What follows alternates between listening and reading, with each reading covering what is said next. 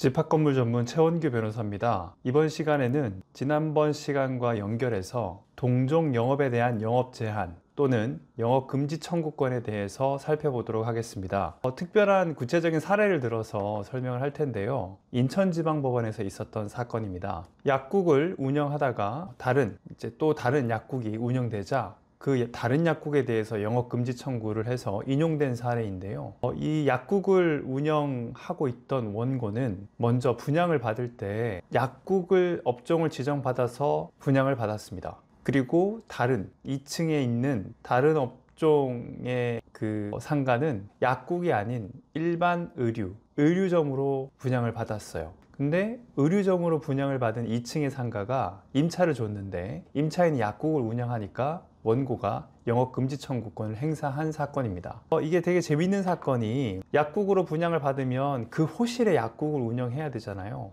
근데 이 사건은 원고가 그 호실이 아닌 다른 호실까지 보유하고 있었어요. 다른 호실까지 보유하고 있다가 그 원래 분양을 받을 때 업종이 약국으로 지정된 것이 아닌 다른 호실에서 약국을 운영하면서 이 기존의 호실들 실제로 분양계약서에서 약국으로 분양받은 그 호실에 대해서는 실제 약국을 운영하지 않았던 거예요. 자, 그리고 뿐만 아니라 이 원고는 기존에 이 사건 건물에 다른 호실들도 있었는데 그 다른 호실들이 약국을 실제 다른 운영을 하였고 원고는 그 다른 호실의 약국을 인수하기도 했어요. 그러니까 사정이 이렇다 보니 피고들은 항변을 한 거죠. 우리가 지금 임차하고 있는 공간이 약국이 아니라 다른 업종으로 분양받은 건 맞다. 그런데 과거부터 다른 업종이 아니라 약국이 운영되어 있었고 다른 호실들도 수년간 약국으로 운영하다가 문을 닫기도 했는데 지금 원고는 우리에게만 이렇게 약국을 운영하지 말라고 영업금지 청구를 하는 것이다 라는 항변을 했어요. 자, 법원이 어떻게 받아들였을까? 특별히 이 사건에서는 지금 현재 호실로 사용하고 있는 약국이 애초에 약국으로 분양받은 것이 아님에도 불구하고 다른 호실의 약국을 이렇게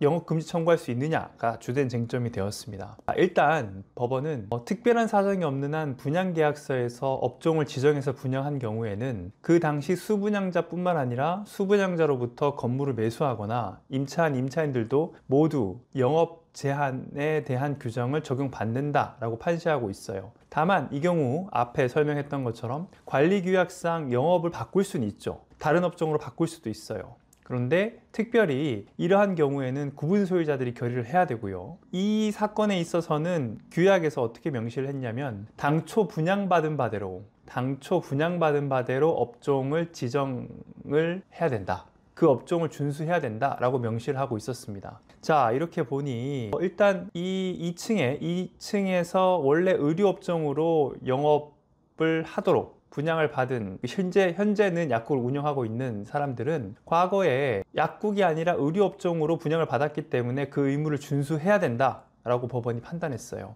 그러면 다른 호실을 받았을 때는 지금 문제가 된 게 104호인데 다른 호실들에 대한 분양을 받았을 때는 약국으로 업종을 받았지만 현재 104호는 또 약국이 아니에요.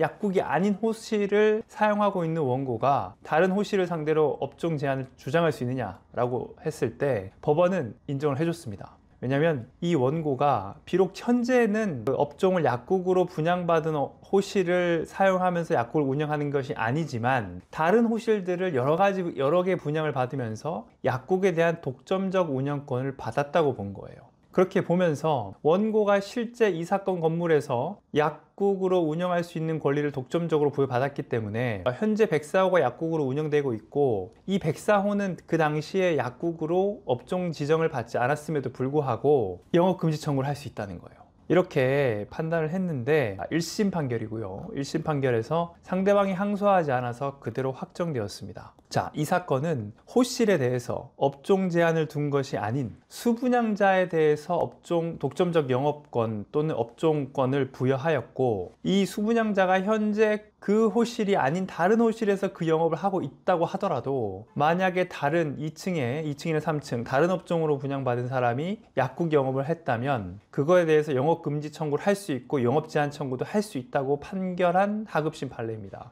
이 판결을 평석을 하자면 이 판결이 굉장히 특이해요. 보통은 자기가 분양받은 그 호실이 그 업종이어야 돼요. 그 업종이면서 다른 호실에 대해서 영업금지 청구를 할 수 있어요. 근데 이 사건은 내가 받은 호실이 약국이 아니야. 지금 백사호는 약국이 아니야. 백사호는 약국이 아니지만 그 당시에 지금까지 현재까지 유지하고 있는 소유권자로서 유지하고 있는 다른 호실은 약국이야. 근데 내가 지금 사용하고 있는, 당장 사용하고 있는 건 약국이 아니지만 그럼에도 불구하고 이 백사호가 약국으로 운영되고 있다면 그 2층으로 약국이 새로 들어온 청구를 영업금지 청구도 할 수 있고, 그리고 그것이 인정된다고 판결한 사례였습니다. 그런데 이게 항소를 했다면 어떻게 되었을까? 사실 저는 좀 의문이에요. 항소까지 해서 다퉜다면, 특히 이 호실이 아니다, 이 호실을 지금 현재 약국으로 사용하고 있는데 이 백사호는 영업을 약국으로 지정받아서 운영되지 않았다라는 점을 적극적으로 주장했다면, 그렇다면 결과는 달라질 수도 있지 않았을까,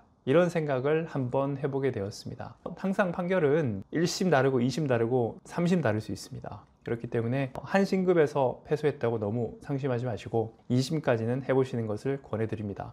특별히 이 업종 제한의 경우에는 하급심 판결들이 많이 엇갈리고 있어요. 대전지방법원 판결과 인천지방법원 판결 다르고, 인천지방법원과 수원지방법원 판결 다릅니다. 지금 저희가 앞으로 설명할 부분들은 이런 하급심 판결들이 어떤 추세로 판결하고 있는지 설명드리겠습니다. 네, 이번 시간은 경업금지 또는 영업금지 청구에 대한 세 번째 시간이었습니다.